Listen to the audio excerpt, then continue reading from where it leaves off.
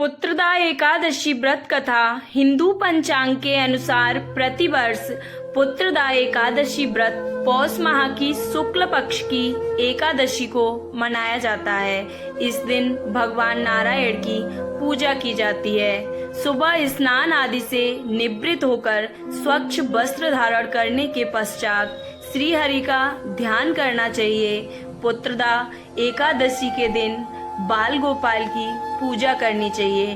बाल गोपाल की प्रतिमा को पंचामृत से स्नान कराना चाहिए।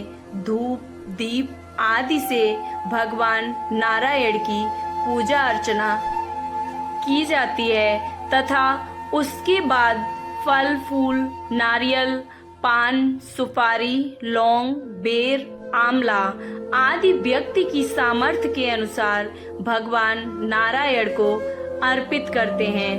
पूरे दिन निराहार रहकर संध्या समय में कथा आदि सुनने के पश्चात फलाहार किया जाता है। इस दिन पूजा करने के साथ साथ दीपदान का भी विशेष महत्व बताया गया है। और इस पुत्रदा एकादशी की एक पौराणिक कथा भी यह है।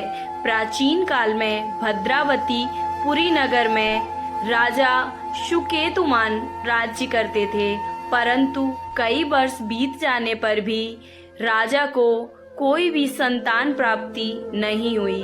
राजा और रानी दोनों इस बात को लेकर काफी चिंतित रहते थे और वो निसंतान होने के दुख से वह हमेशा शोककुल रहने लगे।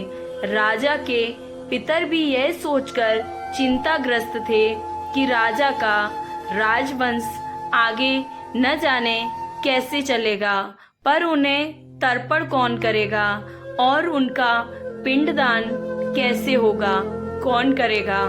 राजा भी इसी चिंता से अत्यधिक दुखी थे, लेकिन उनके मरने के बाद उन्हें कौन अग्नि देगा, उनका पिंडदान कौन करेगा।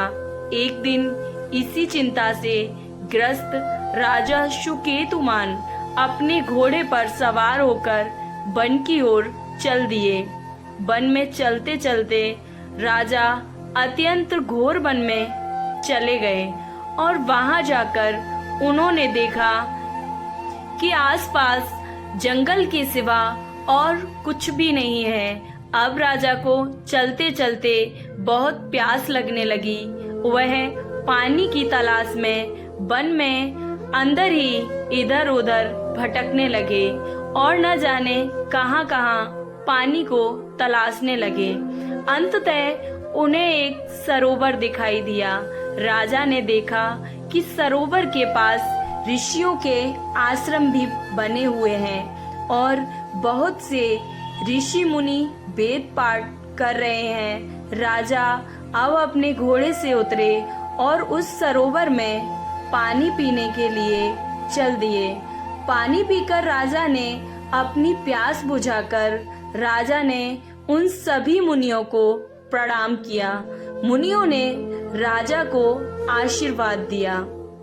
उन ऋषि मुनियों से आशीर्वाद प्राप्त करके राजा को बहुत ही प्रसन्नता हुई।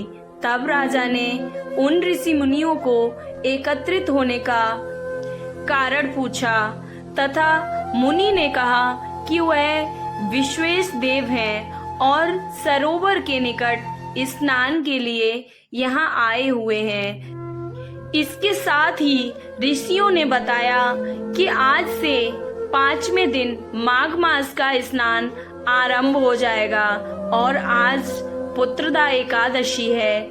जो मनुष्य इस दिन व्रत करता है और श्रद्धा से श्री हरि विष्णु का ध्यान करता है, उस व्यक्ति को इस व्रत के प्रभाव से पुत्र की प्राप्ति अवश्य होती है। राजा ने मुनियों के कहे अनुसार पुत्रदा एकादशी का व्रत आरंभ किया और अगले ही दिन द्वादशी को पारण किया। व्रत के प्रभाव के स्वरूप कुछ समय के पश्चात ही रानी गर्भवती हो गई और रानी ने एक सुकुमार पुत्र को जन्म दिया। इस प्रकार जो व्यक्ति इस व्रत को श्रद्धा पूर्वक रखते हैं उन्हें पुत्र रत्न की प्राप्ति अवश्य होती है। संतान होने में यदि कोई बाधाएं आती हैं तो इस व्रत के रखने से वह भी दूर हो जाती हैं और जो मनुष्य इस व्रत के महात्म्य को सुनता है उसे मोक्ष की प्राप्ति होती है। इस व्रत के नाम के अनुसार ही इसका फल भी उस व्यक्ति को अवश्य मिलता है। जिन व्यक्ति को संतान होने में बाधाएं आती हैं अथवा जो व्यक्ति पुत्र प्राप्ति की कामना करते हैं उनके लिए यह पुत्रदा एकादशी व्रत का बहुत ही शुभ फलदायक होता है। इसलिए इस व्रत के प्रभाव से उस व्यक्ति को संतान प्राप्ति अवश्य होती है। इस व्रत को व्यक्ति विशेष को अवश्य रखना चाहिए जिससे उसे मनवांछित फलों की प्राप्ति होती है और उस पे श्री हरि विष्णु की कृपा हमेशा बनी रहती है। हमेशा उसके यहाँ सुख समृद्धि बनी रहती है। और आपको यह व्रत कथा अच्छी लगी हो तो कमेंट बॉक्स में ओम विष्णुदेवाय नमः लिखना ना भूलें। वीडियो को लाइक और चैनल को सब्सक्राइब जरूर करें।